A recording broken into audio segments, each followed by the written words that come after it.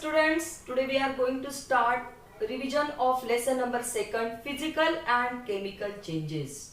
Students, already you have learned about change is the important feature of nature, and every moment you will see that around us many changes are going on. So first we will define what is meant by slow change and what is meant by fast change. So the change which take place at very slow interval of the time, that is the slow change. For example, day and night is going on, change of seasons are going on. The fast change is which take place at very short interval time to complete it, that is called as a fast change. For example, blinking of our eyes, switch off the fan, switch on the fan. So these are the fast changes. Second one, natural and man-made changes. Obviously natural means the change which take place naturally. Then some are man-made changes. So with the help of the efforts of mankind, the change are going to be there. So that change we called as a man-made change. For example, so what ornaments we are using, that gold ornaments, silver ornaments, so that made with the help of the human beings. So gold ornaments, silver, they are in metal form, but that jewelry is made by the human beings. The next change is the periodic and non-periodic change. So what is meant by periodic and what is meant by non-periodic change?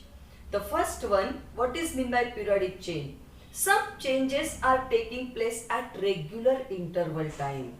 That changes we called as a periodic changes, and they are going on so and so. So day and night, change of the seasons, periodically it is going on. So that is we called as a periodic change. And non-periodic change, the change which not going at particular interval of the time, so that we called as a non-periodic change. For example, earthquake. Now COVID-19 situation is going on, epidemic diseases, that is also the anytime it will happen, that is the non-periodic change. And next one is the reversible and irreversible change. First, what is meant by irreversible change?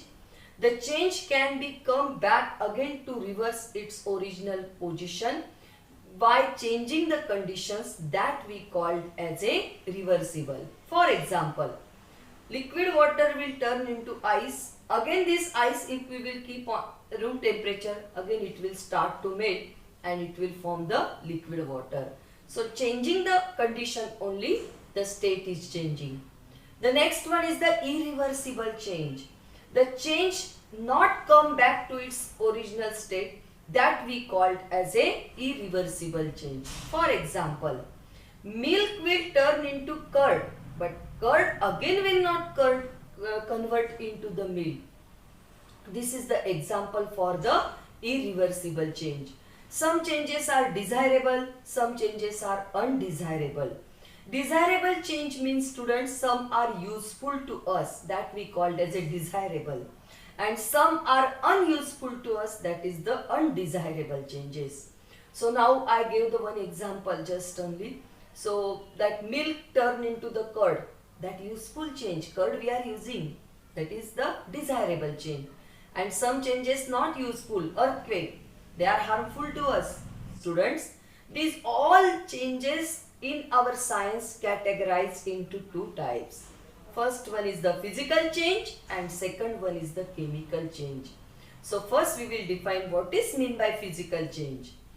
In physical change, no new substance is formed and there is no change in the chemical composition of the substances. Example, students, if we will cut the paper into the pieces, so there is no change of the properties of the piece of that paper and the original paper.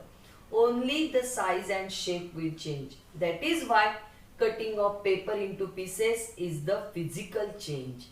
Then switch off the fan, switch off the light, that is also the physical change. All the interconversion state of matter we called as a physical change. Only state is going to change. That is why this is the physical change.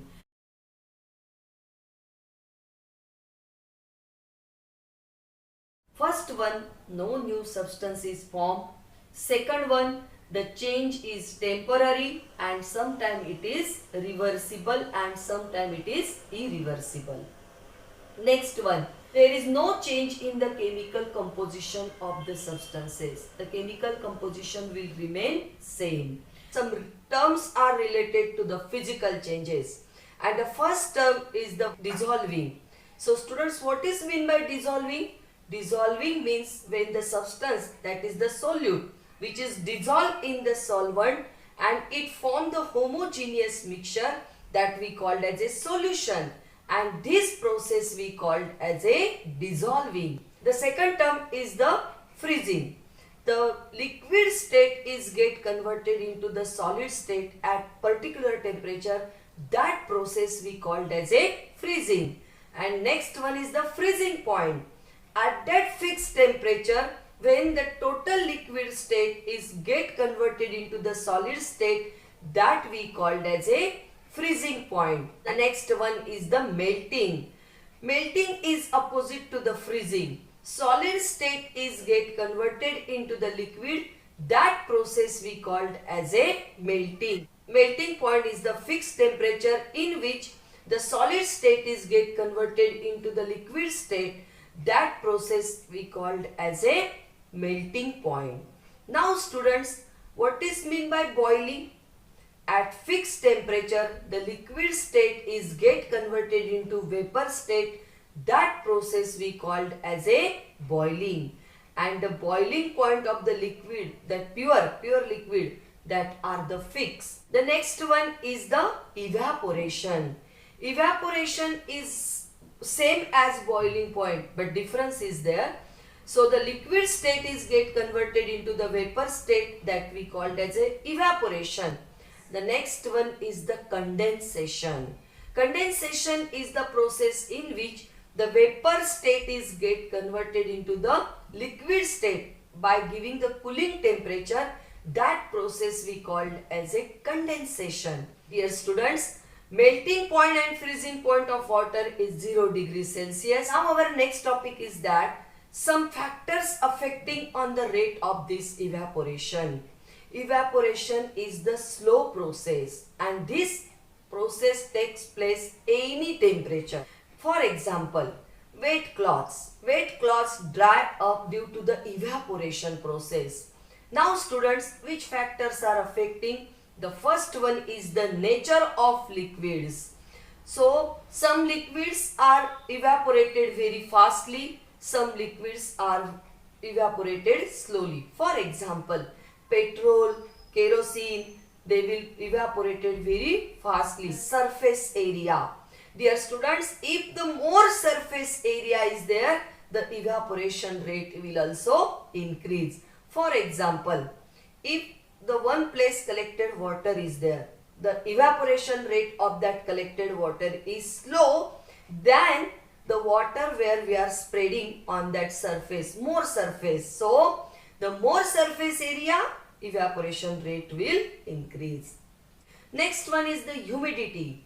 So, in rainy season, the air is humid. Humid means students, already air containing the water droplets. So, now students, our next change is the chemical change. Your mummy is making the food for you. Did you know how she is cooking? She is using the LPG cylinders, that liquefied petroleum gas. So what they are giving us? Heat energy. So due to that heat energy, whatever your mummy is making, that raw food is get converted into the cooked food. Which are the examples of the chemical change? Making of the curd from milk is also the example of chemical change. The next one is the rusting of iron is chemical change. Burning of candle is the chemical change. So these are the examples of the chemical change. Now students, our next topic is the characteristics of these chemical changes. The first characteristic, new substances are formed. The second characteristic, the chemical change is the permanent change and it is irreversible change. Our next topic is that how will you understand the chemical change happen? There is change in color. If you will see that raw mango, when it ripen, its color will change. The evolution of the gas. In the chemical reaction takes place, so the evolution gas is there. So zinc is the metal. When the zinc react with hydrochloric acid, it forms the zinc chloride as the salt. But hydrogen gas is evolved. Our next topic is that importance of the chemical changes. The first important, the food you are eating, it is cooked by your mummy. So that cooked food when you are eating, the heat energy is used. And in our daily life, from morning we are using the toothpaste, soaps, detergents, what medicines we needed nowadays. So that also it is due to the chemical change. Next one is the burning of candle is physical change also and chemical change also. When a candle is lightened, the wax melts and turns into liquid state. As the molten wax drops on the floor or table, it solidifies again. So students, liquid state is get converted into solid state, and again the solid state is get converted into liquid state. Therefore, this is called as a physical change. Simultaneously, some of the molten wax rises up the wick, turns into vapor and burns with the flame.